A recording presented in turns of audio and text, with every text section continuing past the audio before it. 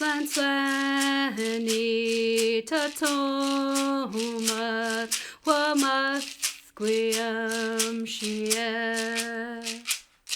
Slan slani tatoma wamasquiam shia.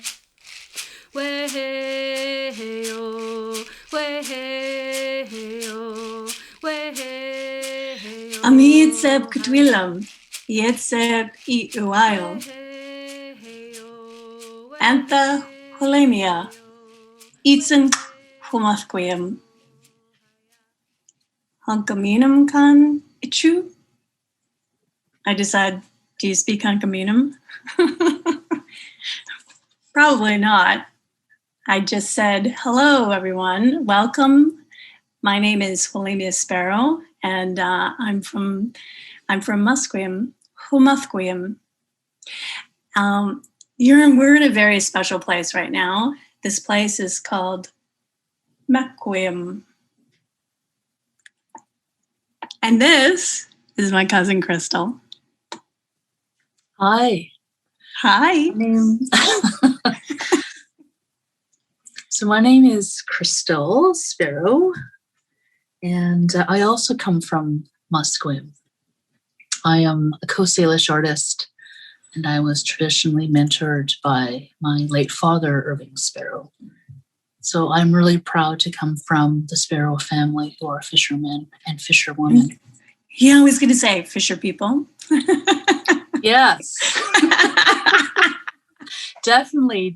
I mean, it's amazing to know that we have such a long history from what I've learned from some of my uncles and our great uncles, in that our great grandfather, Edward Sparrow Sr., and then our fathers' parents. So the fishermen in our family come from a long line, like our great grandfather Edward Sparrow Sr., my grandfather Lyle Sparrow. My grandfather, your great grandfather. So my grandpa Ed is Crystal's great grandpa Ed. We're talking about, right? Yes.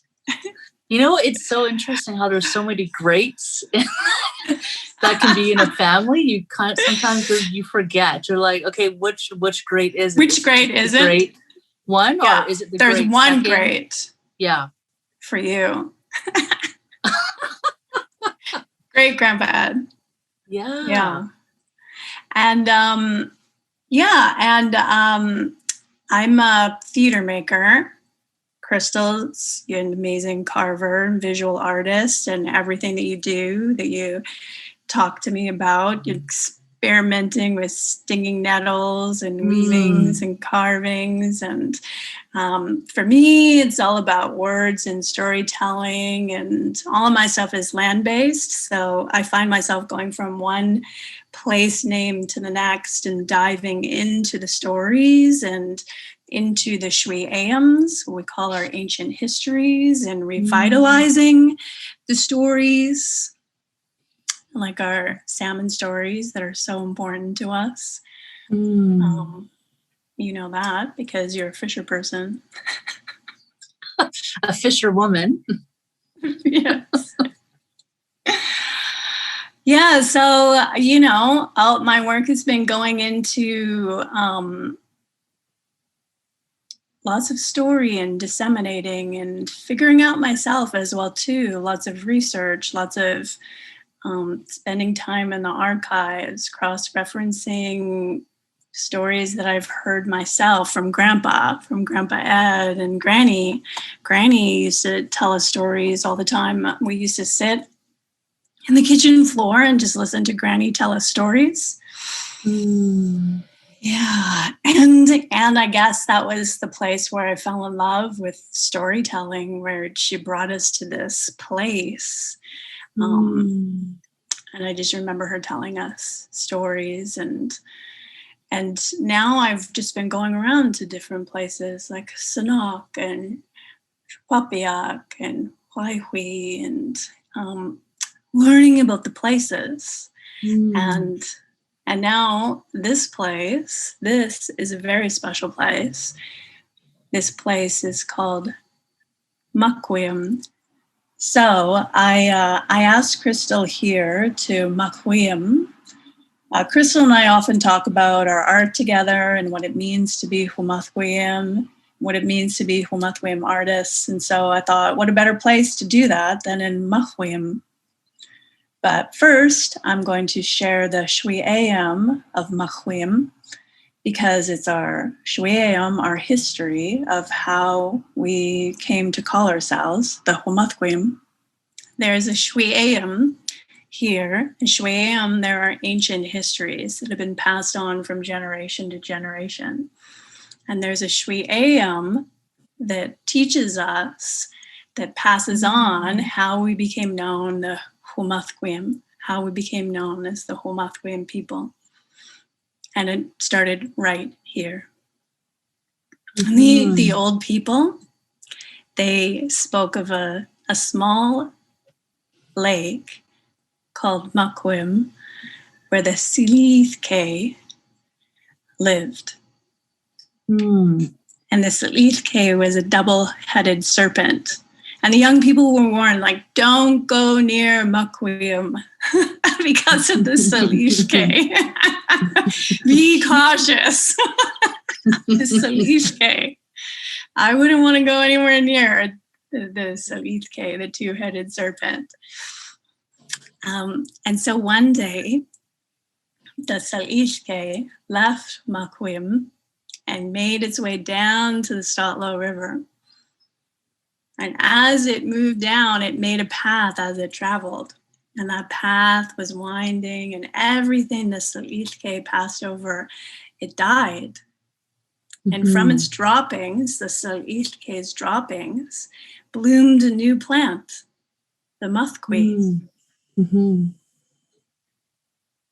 And this path that the Silithke made, it became the creek flowing through Humusqueam to this day. It was a Humusqueam Creek. Right. Yeah. And for this reason, the people of long ago named ourselves Humusqueam, the people of the Musqueam. When I think about the Musqueam, I think about what it means to be Humusqueam and what it means to me to be a Humusqueam artist. So I'd like to ask you, Crystal, after we've shared this Shwe'ayam together and with all of you, what does it mean to you to be Humusqueam? And what does it mean to you to be a Humusqueam artist? I think at this time in my life, it's a really important way to think and be. And I really feel like it's familiar. It's from our grandmothers. It's from our great grandmothers. It's from these ancestral people coming through the land, coming through knowledge that is living in the land. And it's such a, when I say it's such a way of living, and it's an important way of, understanding that there's knowledge there. And it's not easy to explain because it presents itself to you. And I think it only presents itself to you if you're from the land, if you're from that place. It finds you, and it finds you because you're open to knowledge. You're open to learning. I discovered I love learning. It's something that I'm working towards understanding more about. And the land just really started to come to me. And I started to understand that I needed to listen to what my hands and what my body was saying. And I needed to look at sting a needle. I needed to look at the importance of weaving plant fibers. I needed to look at going into our forests and thinking about medicines. I needed to find people that have those teachings so that I could then carry those teachings. I didn't understand at the time, but I started to think about colors. I started to think about pigments and wondering where that came from and what colors they were. I mean, I had a real strong sense they were earth colors. I came across this article. There was these two university students at UBC who wanted to recreate this red paint that First Nations had used on these wood boxes along the West Coast. And it just so happened that that article came up when I was looking at natural pigmentations in Vancouver, also in Canada, where I could find out more information. So it happens these two young men were just, trying different techniques, and they had asked Bill McLennan, I believe. I might have said his last name wrong. He had shared with these two young men that they should try using saliva. And the reason for saliva, because it's a natural binder, apparently. These young men were using salmon roe eggs as a way to create this red color, this red paint. So they did go ahead and they used saliva. They found out the only way to get this red paint color or this pigment color was to use fresh salmon roe, chew it in their mouths with their saliva as this binder, and then quickly paint it onto a wood box, onto preferably a cedar wood box. And they discovered it was the same red pigment color. And I just thought, I can't believe I came across this, but it felt familiar again. I go back to that familiar, that this is something I needed to know. This is something I need to try because it's a part of my culture. And I think the great thing about learning is that you share this with people as a way of passing on the knowledge. So I don't want to then just do this and keep it for myself. I understand this came to me because I'm a knowledge keeper. I'm a knowledge seeker, and I have already knowledge in me, but it's also coming to me because I need to pass this on as well. Yeah. You're a knowledge sharer. Now I'm a knowledge sharer.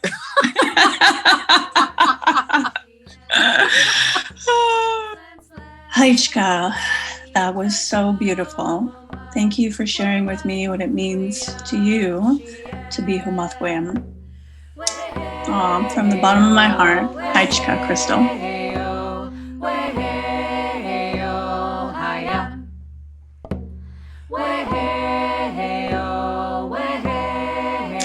I'd like to acknowledge Christy Lee Charles, the composer and creator of the beautiful music that you've been hearing during this audio play.